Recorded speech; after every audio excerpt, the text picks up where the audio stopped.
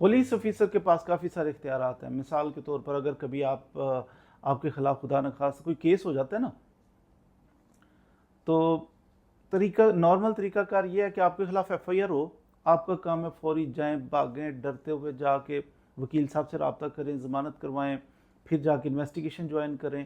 तो ये तरीकाकार नॉर्मल है। लेकिन ये क्यों अडॉप्ट करना पड़ता है?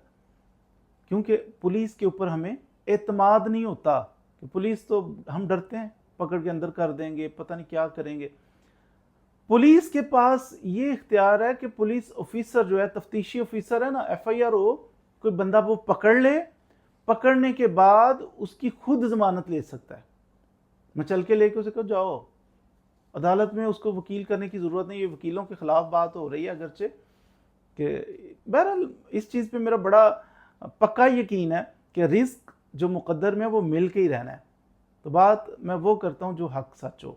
सच्ची बात तो ये है जिस पे अमल नहीं हो रहा, कि पुलिस ऑफिसर अगर देखे कि जनाब ये बंदा आया मेरे पास और ये केस इसका बज़ाहिर नहीं बनता, कोई सॉलिड केस नहीं है, कोई एविडेंस है सच इसमें मुझे नज़र नहीं आ रही कि इसको सज़ा होगी, महसूस करता है ना, तो वजूहात लिख के कि ये वजूहात हैं, ये मैंने बात सुनी है, ये एविडेंस कलेक्ट किया है, तो इसका केस इतना सॉलिड नहीं बन रहा इसके ख़िलाफ़, तो मैं इसकी ज़मानत लेता हूँ, आप भाई चल के जमा कराओ और घर जाओ।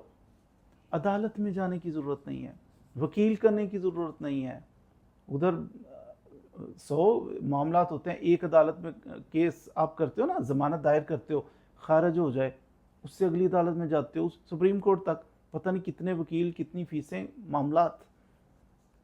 पुलिस ऑफिसर के पास ये इख्तियार है कि वो रीज़न लिख के, अगर उसके पास कोई सॉलिड रीज़न है, 169 CRPC के अंदर आप मुलाजा फरमाएंगे, आपको मिल जाएगा कि पुलिस ऑफिसर जो तफ्तीशी ऑफिसर है वो बंदे की बेल ले सकता है, किस तरीके से ले सकता है, रीज़न बयान करके। इसी तरह आप CRPC ज़ाब्ता फौजदारी का 497 उसका 497(2) पढ़ें, उसके अंदर भी ये पावर क्रिमिनल लॉ देता है कि कोई तफ्तीशी ऑफिसर जो है, अगर वो समझता है कि सफिशेंट एविडेंस इसके ख़िलाफ़ नहीं है, सॉलिड केस नहीं बन रहा, इतना फर्दर इंक्वायरी है, तो पुलिस ऑफिसर जो है वो इसकी ज़मानत ले सकता है। उसे कह चल के जमा कराओ इधर ही और जाओ घर, तो बंदा घर चला जाएगा। उसके बाद ऑफ कोर्स उसका केस चलेगा, लेकिन केस चलने का मतलब ये है कि वो बंदा एटलीस्ट एट लिबर्टी होगा, वो घूमे फिरेगा, वो अपना काम कारोबार करेगा। जब ज़रूरत पड़ेगी उसको ये बाउंड किया जाएगा कि भाई आप इधर में चल के दो, कि जब ज़रूरत पड़ेगी मेरे सामने आने की, आप मेरे पास आएंगे, तफ्तीश जो हमने पूछना है, जो भी बात करनी है, आप इन्वेस्टिगेशन में ताउन करोगे, जब बुलाएंगे आप आ जाओगे। और दूसरा, जब अदालत आपको तलब करेगी, अदालत के अंदर आपका केस लगेगा, तब भी आप हर पेशी पे आ जाएंगे। तो ये कमिटमेंट उससे ली जाती है और उसको छोड़ा जा सकता है।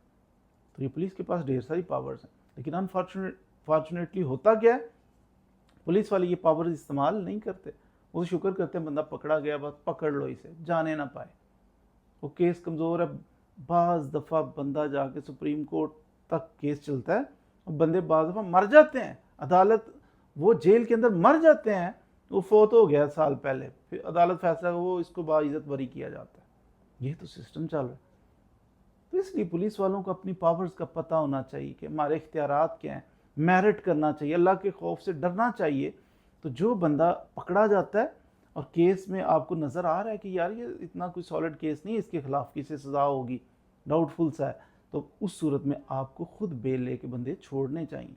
जेलें ओवर क्राउडेड हैं, कहाँ से अब जेल के अंदर बंदे जाते हैं तो यकीन करें गवर्नमेंट पे बोझ पड़ता है, खाना पीना ये वो सारा एक बंदे का लाइफस्टाइल वो फ्री हो जाता है, तो वो सारा टैक्स हमारे का पैसा जो जेलों में खर्च हो जाता है।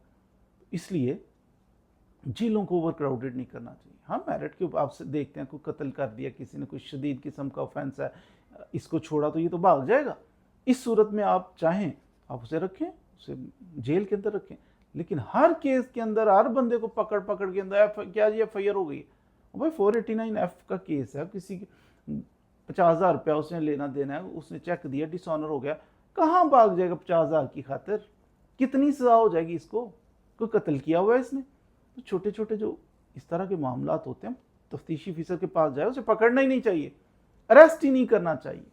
अरेस्ट, उस पुलिस रूल्स तो पढ़ें, पुलिस वाले अपनी पावर्स को देखें, पुलिस रूल्स पढ़ें।